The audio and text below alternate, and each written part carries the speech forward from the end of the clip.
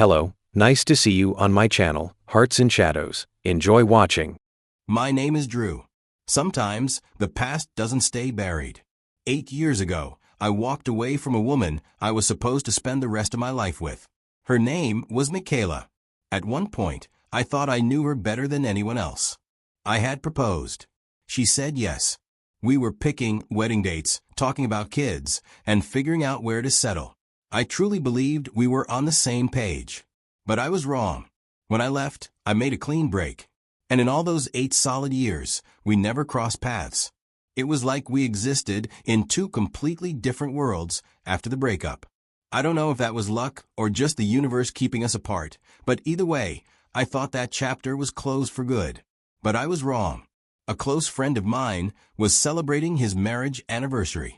He invited a small group of us who had been there through different chapters of his story. Old college friends, people from his first job, a few neighbors from back in the day. I hadn't seen some of these faces in years, and honestly, I was looking forward to it. I figured it'd be a good chance to reconnect, to catch up without the usual noise of big crowds or social pressure. The venue was a quiet, modest hall tucked behind a cafe with warm lighting. I remember standing by the table where they laid out finger foods and sipping on a ginger ale while chatting with my friend's cousin about old times. That's when I saw my ex-fiancée, Michaela. For a second, it was like time folded in on itself. I didn't move or say anything. My brain tried to catch up with the moment because this wasn't someone I ever expected to see again. I had mentally prepared myself to see some people from the past, but not her. Not the woman who shattered 2 parts of my life in one blow, my relationship and my career.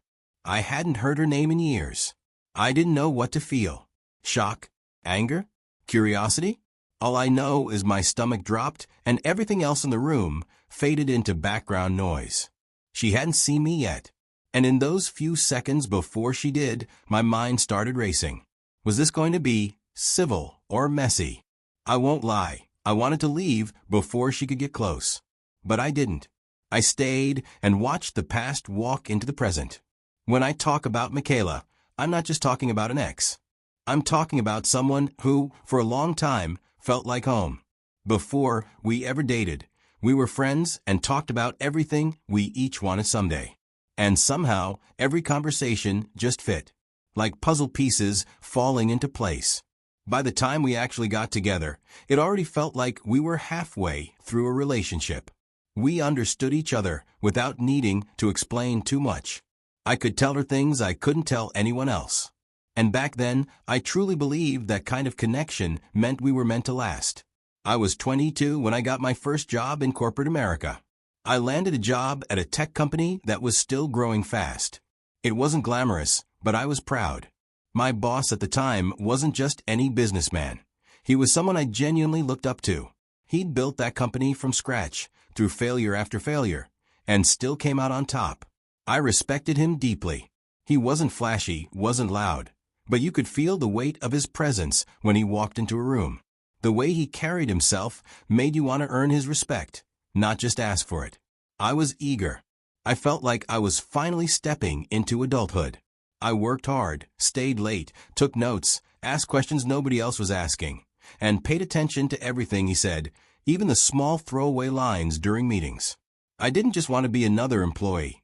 I wanted to be the kind of person he saw potential in. Over time, he noticed. He started calling me into his office more often, not just for work stuff, but to talk. Sometimes about business, sometimes about life. He'd share things about his early struggles, how he almost gave up more than once, how he dealt with betrayal, how he learned to trust his gut. I soaked all of it in. That relationship became important to me, not just professionally, but personally. I began to see him as a mentor, someone who believed in me when I still wasn't sure I deserved it. I didn't grow up with a strong male figure, so having a man like that in my corner meant something. It felt like the kind of friendship that would last a lifetime. He didn't just give advice. He opened doors, guided me through hard decisions, and made me feel like I was being groomed for something greater. I trusted him, fully, admired him like a son would admire a father. I never imagined that trust would be the same thing that would shatter me later. After I got my first promotion, I was pumped. It was a big deal for me, not just because it meant more responsibility or a better paycheck, but because it felt like proof that all those late nights and sacrifices were finally adding up to something. Everything seemed to be lining up perfectly. My career was moving forward, and I was about to take the next big step in my personal life. I was planning to propose to Michaela. We'd been together 4 years at that point, and I genuinely believed we were building a life together. So, in my excitement, I went to the one person I looked up to the most professionally, my boss. Since I respected him deeply, saw him as a mentor, and have him often gave me advice like a big brother would, I decided to tell him. When I told him I was thinking of marrying Michaela, he smiled, clapped me on the back, and said I was making a solid choice. He even offered to help me plan something special for the proposal, if I needed it. What I didn't know was that this conversation would become one of the biggest regrets of my life. About a month after that, everything fell apart. It was a regular Wednesday night. Most people had gone home already, but I was still in the office, double-checking a quarterly report before it went to a client. I found a small error in one of the financials and figured I should run it by my boss before fixing it. His light was on, so I assumed he was finishing up work too. I didn't knock, never needed to when official hours ended. That's how familiar we were. But the second I opened that door, my entire world turned inside out. There they were, Michaela and my boss, together on the couch in his office, hands where they shouldn't be. Her blouse was halfway unbuttoned.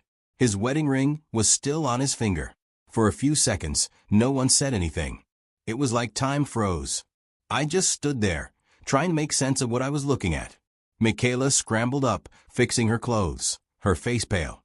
My boss was adjusting his tie like he'd been caught in a meeting that went a little long. I didn't say a word. I couldn't. I turned around and walked straight out. My hands were shaking so bad I could barely grab my keys. Looking back, I realized I had introduced them once, just once. Michaela had stopped by the office to drop off lunch for me on that day, and I'd introduced her quickly, not thinking anything of it. I was proud to show her off.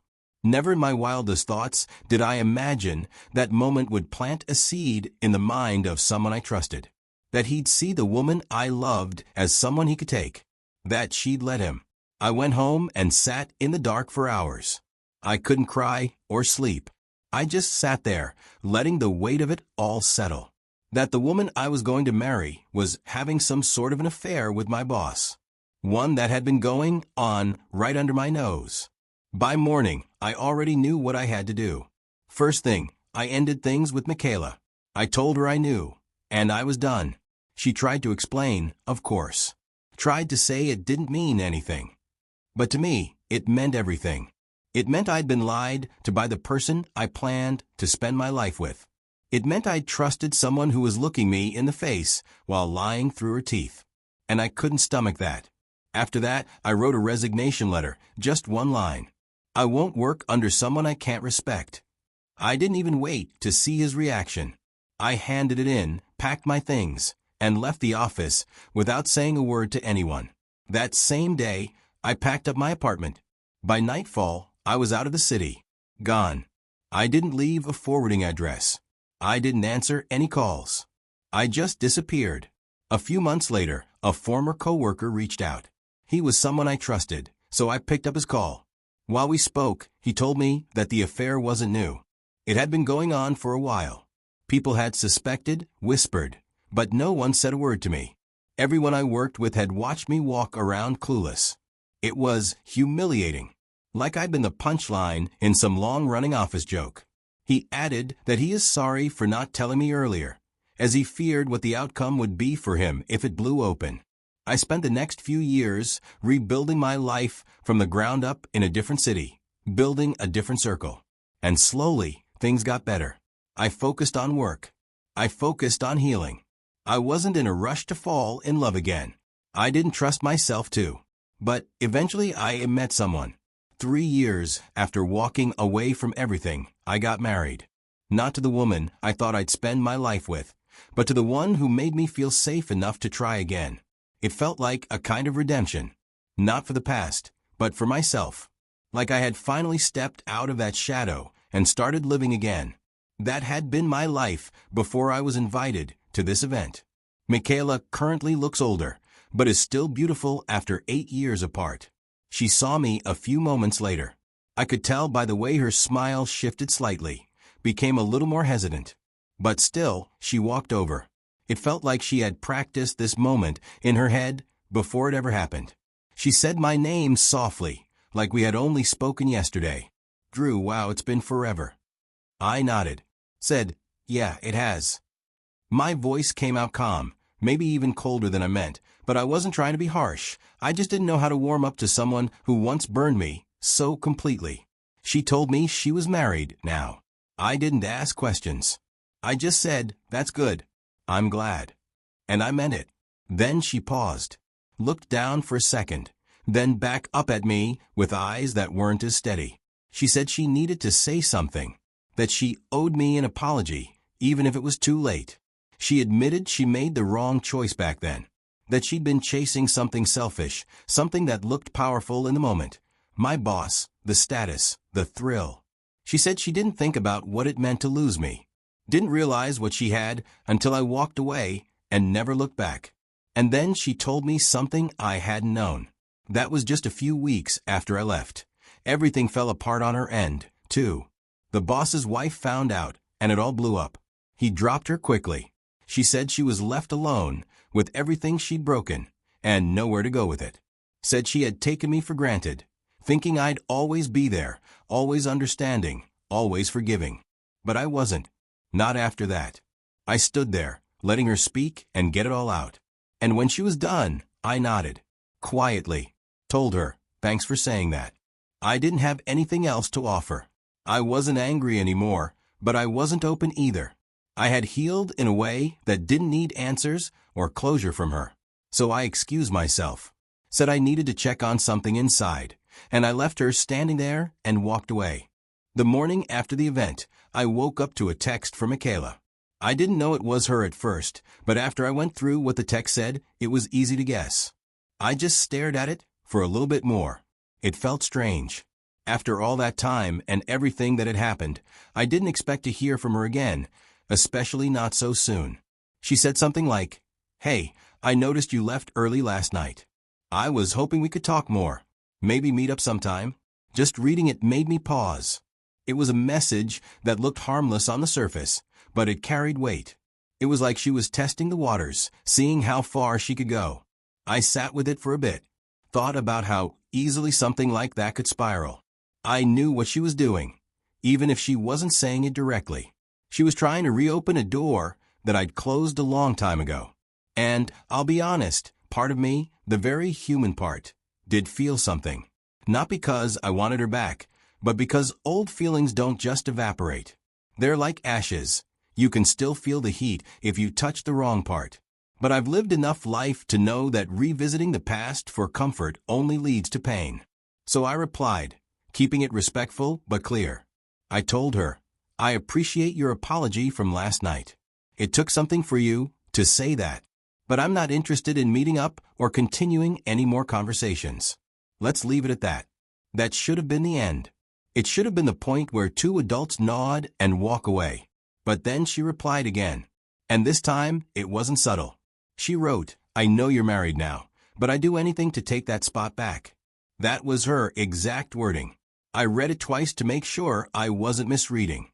The same woman who broke me, who helped unravel my life at a critical point, was now saying she'd gladly step back in, as if she had a right to just claim that space again. I simply replied, "You made your choice. I've moved on. You should focus on your husband, not mine." Then I blocked her number. I needed to protect the life I've built since her. My wife, my peace, my growth, none of it deserves to be disturbed by someone who once threw it all away for a selfish decision. Some doors need to stay closed, not because we hate who's on the other side, but because we love who we've become without them. You know, it's strange how something that happened 8 years ago can still sit with you like it just happened yesterday. After running into Michaela again, I kept thinking about it. It reminded me just how far I've come since that whole mess. It's like my mind needed that moment to really close the door for good. Seeing her again stirred up memories. And the biggest thing I realized is this. Keeping her out of my life was the best decision I ever made. Some people carry chaos like perfume. You may get used to the scent, even find it intoxicating for a while, but it still stains your clothes, your space, your peace. I don't want that anywhere near my life now. She apologized, yeah. Said she regretted cheating. Said she took me for granted. But then she went a step further. Started talking like maybe there was still a chance for something. That's when it hit me. She hasn't changed. She's married. Yet she was standing there trying to open an old door that should have stayed locked. That told me everything I needed to know. She still doesn't understand the consequences. Still doesn't respect boundaries, hers or anyone else's. I told her I appreciated the apology. That's it. And honestly, I felt this huge wave of relief wash over me. Relief that I wasn't the man standing beside her now. Relief that I wasn't the one waking up next to someone who still doesn't know how to be loyal, not just to others, but to herself. Am I happy it ended the way it did? I don't know. That part's still murky. Part of me wonders what life would have looked like if she hadn't betrayed me. But then I look at the life I have now, peaceful, honest, real, and I know I wouldn't trade it for anything. That tells me everything I need to know. So, no, there's no place for her in my world anymore. No friendship. No keeping in touch. No what if. I walked away 8 years ago, and after seeing her again, I'm walking away all over again, just quieter this time, and with a much lighter heart.